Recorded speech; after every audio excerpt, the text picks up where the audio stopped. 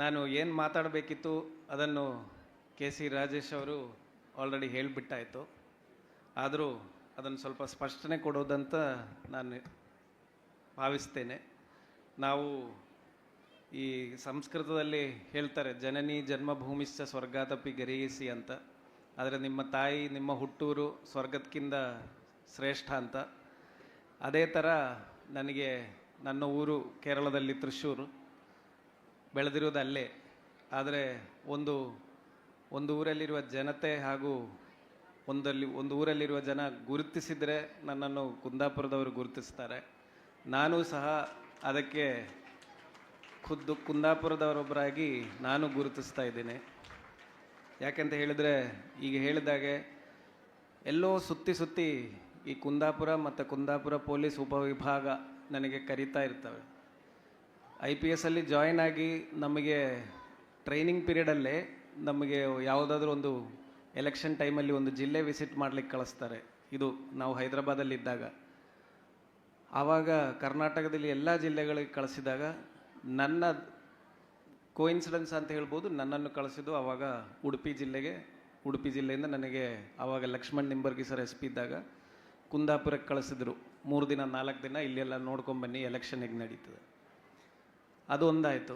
ಅದಕ್ಕಿಂತ ಮುಂಚೆ ನನ್ನದು ಕುಂದಾಪುರ ಕನೆಕ್ಷನ್ ಏನಂತ ಹೇಳಿದ್ರೆ, ನಾನು ಸಿವಿಲ್ ಸರ್ವಿಸ್ ಪ್ರಿಪ್ರೇಷನ್ ಮಾಡ್ತಾ ಇರುವಾಗ 2 ಸರ್ತಿ ಎಕ್ಸಾಮ್ ಬರೆದು ಪಾಸ್ ಆಗದೇ ಇದ್ದಾಗ 3ನೇ ಸರ್ತಿ ಎಕ್ಸಾಮ್ ಬರೆದು ನನ್ನ ಫ್ರೆಂಡ್ ಒಬ್ಬರು ಹೇಳಿದ್ದಾರೆ, ಉಡುಪಿಯಲ್ಲಿ ಕುಂದಾಪುರ ಏರಿಯಾದಲ್ಲಿ ಕೊಲ್ಲೂರು ಮೂಕಾಂಬಿಕಾ ದೇವಸ್ಥಾನ ಇದೆ, ಅಲ್ಲಿಗೆ ಹೋಗಿ ವಿಸಿಟ್ ಮಾಡಿ ಪ್ರಾರ್ಥನೆ ಮಾಡೋಣ, ಎಕ್ಸಾಮ್ ಪಾಸ್ ಆಗ್ತೀವಿ ಅಂತ.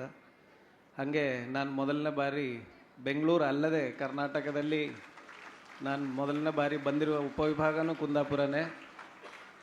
ಅಲ್ಲಿ ಕೊಲ್ಲೂರು ದೇವಸ್ಥಾನದಲ್ಲಿ ಪ್ರಾರ್ಥನೆ ಮಾಡಿ ಆ ವರ್ಷ ನನಗೆ ಆಡಿಟ್ ಆ್ಯಂಡ್ ಅಕೌಂಟ್ ಸರ್ವಿಸ್ ಸಿಕ್ಕಿದೆ. ಅದಾದಮೇಲೆ 2 ವರ್ಷ ಬಿಟ್ಟು IPS ಸಿಕ್ಕಿದೆ. ಸೊ ಅವತ್ತು ಎಕ್ಸಾಮ್ ಪಾಸ್ ಆಗಲಿಕ್ಕೆ ಕುಂದಾಪುರ ಕನೆಕ್ಷನ್ ಆಗಿದೆ. ಎಕ್ಸಾಮ್ ಪಾಸ್ ಆದಮೇಲೆ ಟ್ರೈನಿಂಗ್ ಪೀರಿಯಡಲ್ಲಿ ಕುಂದಾಪುರ ಕನೆಕ್ಷನ್ ಆಗಿದೆ. ಆಮೇಲೆ ನನಗೆ ಫಸ್ಟ್ ಪೋಸ್ಟಿಂಗ್ ಜಿಲ್ಲೆಯಲ್ಲಿ ಸ್ಟೇಟಲ್ಲಿ ಕೊಟ್ಟಿದ್ದಾಗ ಮುಂಚೆ ಹೇಳಿದಾಗೆ ಕುಂದಾಪುರ ಉಪವಿಭಾಗದ DYSP ಆಗಿ ನನಗೆ ಪೋಸ್ಟಿಂಗ್ ಆಗಿದೆ. ಆವಾಗ ಮತ್ತೆ 1.5 ವರ್ಷ ನನಗೆ ಇಲ್ಲೇ ಸೇವೆ ಮಾಡಲಿಕ್ಕೆ ಅವಕಾಶ ಸಿಕ್ಕಿದೆ. ಅದು ಕೊರೋನಾ ಟೈಮಲ್ಲಿತ್ತು. ಆ ಟೈಮಲ್ಲಿ ನಮ್ಮ ಕುಂದಾಪುರದವರು ಹೃದಯವಂತರು ಎಷ್ಟಿದ್ದಾರೆ ಅಂತ ನಾನು ನನ್ನ ಕಣ್ಣಾರೆ ನೋಡಿದ್ದೇನೆ. ಎಷ್ಟು ಜನರನ್ನು ಹೆಲ್ಪ್ ಮಾಡ್ತಾರೆ, ಯಾವ ರೀತಿಯಲ್ಲಿ ಕುಂದಾಪುರದವರು ಬೇರೆಯವರ ಸಮಸ್ಯೆಗಳು ನಮ್ಮ ಸಮಸ್ಯೆ ಅಂತ ಹೇಳಿ ಅದನ್ನು ಬಗೆಹರಿಸೋಕ್ಕೆ ಒಟ್ಟು ಸೇರ್ತಾರೆ. ಈ ಥರ ಒಂದು ಹೃದಯವಂತರಾಗಿರುವಂತಹ ಜನ ನಮ್ಮ ಕುಂದಾಪುರದಲ್ಲಿ ಸಾಕಷ್ಟು ಜನ ಇದ್ದಾರೆ ಅಂತ ನಾನು ಈ ಸಂದರ್ಭದಲ್ಲಿ ಹೆಮ್ಮೆಯಿಂದ ಹೇಳಲಿಕ್ಕೆ ಇಚ್ಛೆಪಡ್ತೇನೆ. ಇದಾದಮೇಲೆ ಕುಂದಾಪುರದಿಂದ ಪೋಸ್ಟಿಂಗ್ ಟ್ರಾನ್ಸ್ಫರ್ ಆಗಿ ಮತ್ತೆ ಮಂಗಳೂರಿಗೆ ಹೋಗಿ ಅಲ್ಲಿಂದ ಹಾಸನಕ್ಕೆಲ್ಲ ಹೋಗಿದ್ದಾಗ ನಾನು ಅಂದ್ಕೊಂಡಿಲ್ಲ ಮತ್ತೆ ವಾಪಸ್ ಇದೇ ಕುಂದಾಪುರ ಉಪವಿಭಾಗ ಇರುವಂಥ ಉಡುಪಿ ಜಿಲ್ಲೆಗೆ SP ಆಗಿ ಬರ್ತೀನಿ ಅಂತ. ಅದು ಪೋಸ್ಟಿಂಗ್ ಮತ್ತೆ ಸುತ್ತಿ ಇಲ್ಲಿಗೆ ಆಗಿದೆ. ಹಾಗಾಗಿ ನನ್ನ ಜೀವನದಲ್ಲಿ ಇರುವಂತಹ ಎಲ್ಲ ಸಂದರ್ಭಗಳಲ್ಲೂ ನನಗೆ ಕುಂದಾಪುರ ವಾಪಸ್ ಕರೆಸಿ ನನಗೆ ಕುಂದಾಪುರದಲ್ಲಿ ಒಂದು ಅಥವಾ ಬೇರೆ ಕಾರ್ಯಕ್ರಮಗಳು ಮಾಡಿಸಿದ್ದಾರೆ. ಇನ್ನೊಂದು ಹೇಳ್ತೀನಿ, ನನ್ನ ಮದುವೆ ಆಗಿದ್ದು ಕೊಲ್ಲೂರು ದೇವಸ್ಥಾನದಲ್ಲೇ. ಸೊ ಎಲ್ಲ ನಮಗೆ ಕುಂದಾಪುರ ಸುತ್ತಮುತ್ತ ಇದೆ ನನ್ನದು ಜೀವನದಲ್ಲಿರುವ ಎಲ್ಲ ಮೇಜರ್ ಇವೆಂಟ್ಸು ಅಂತ ನಾನು ಹೇಳಲಿಕ್ಕೆ ಇಚ್ಛೆಪಡ್ತೇನೆ. ಕುಂದಾಪುರ ನಾನು ಕನ್ನಡ ಭಾಷೆ ಕಲ್ತಿರೋದೇ ಕುಂದಾಪುರದಿಂದ. ನನಗೆ ಕೃಷ್ಣಮೂರ್ತಿ ಅಂತ ಹೇಳಿ RN ಶೆಟ್ಟಿ ಕಾಲೇಜ್ ಫ್ಯಾಕಲ್ಟಿ ಅವರೇ ನನಗೆ ಕನ್ನಡ ಭಾಷೆ ಕಲಿಸಿರುವಂಥದ್ದು. ನಮಗೆ SP ಆಗಿ ಪ್ರಮೋಷನ್ ಆಗಬೇಕಾದ್ರೆ ಕನ್ನಡದಲ್ಲಿ ಎಕ್ಸಾಮ್ ಬರೆಯಬೇಕು, ಇಂಟರ್ವ್ಯೂ ಕೊಡಬೇಕು. ಅದಾಗಲಿಲ್ಲ ಅಂದರೆ ನಮಗೆ SP ಪೋಸ್ಟ್ ಕೊಡಲ್ಲ, ಎಲ್ಲ IPS ಆಫೀಸರ್ಸಿಗೆ. ಸೊ ನನಗೆ ಕನ್ನಡ ಕಲಿಸಿರೋದು ಇಲ್ಲಿ, ಅಥವಾ ಕಲ್ತಿದ್ದು ಇಲ್ಲಿ. ಅದಕ್ಕೇ ಈ ಅಡ್ಡಿಲ್ಲ ಮತ್ತು ಈ ಥರ ಪದಗಳೆಲ್ಲ ನನ್ನದು ಡೈಲಿ ಯೂಸೇಜಲ್ಲಿ ಇರುವಂಥದ್ದು.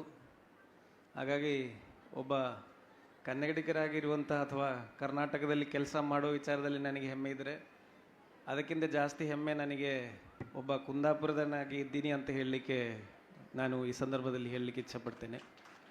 ಹಾಗಾಗಿ ಇವತ್ತು ಮುಂದೆ ಇವರು ಮನು ಹಂದಾಡಿ ಅವರು ಕೂತಿದ್ದಾರೆ. ಇವರದೆಲ್ಲ ವೀಡಿಯೋಸ್ ಎಲ್ಲ ನಾನು ಒಮ್ಮೊಮ್ಮೆ ನೋಡ್ತಾ ಇರ್ತೀನಿ, ನಗ್ತಾ ಇರ್ತೀನಿ, ನಮ್ಮ ಮನೆಯವರಿಗೂ ತೋರಿಸ್ತಾ ಇರ್ತೀನಿ. ಹೀಗೆ ನಮಗೆ ಕುಂದಾಪುರ ಕನ್ನಡದೊಟ್ಟಿಗೆ ಇರುವಂಥ ಲಿಂಕು ಅದೇ ಥರ ಇದೆ. ಪ್ರತಿಯೊಂದು ಕಾರ್ಯಕ್ರಮ ಸಣ್ಣದಿರಲಿ ದೊಡ್ಡದಿರಲಿ ಕುಂದಾಪುರಕ್ಕೆ ಬರೋದು ನನಗೆ ಒಂದು ಖುಷಿಯ ವಿಷಯ. ಹಾಗಾಗಿ ನಿಮ್ಮೆಲ್ಲರಿಗೂ ಕುಂದಾಪುರ ಕನ್ನಡ ಬಗ್ಗೆ ಒಂದು ಒಂದು ಇವತ್ತು ಈ ಕಾರ್ಯಕ್ರಮದ ಹೆಸರು ಹಾಗೆ ಒಂದು ಸವಿ ನೆನಪುಗಳು ಯಾವಾಗಲೂ ಇರಲಿ. ಈ ಡಯಲೆಕ್ಟನ್ನು ನಾವು ಪ್ರಿಸರ್ವ್ ಮಾಡಬೇಕು, ಡಯಲೆಕ್ಟನ್ನು ನಾವು ಸೇವ್ ಮಾಡಬೇಕು, ಅದರ ಬಗ್ಗೆ ನಾವು ಹೆಮ್ಮೆ ಪಡ್ಕೋಬೇಕು.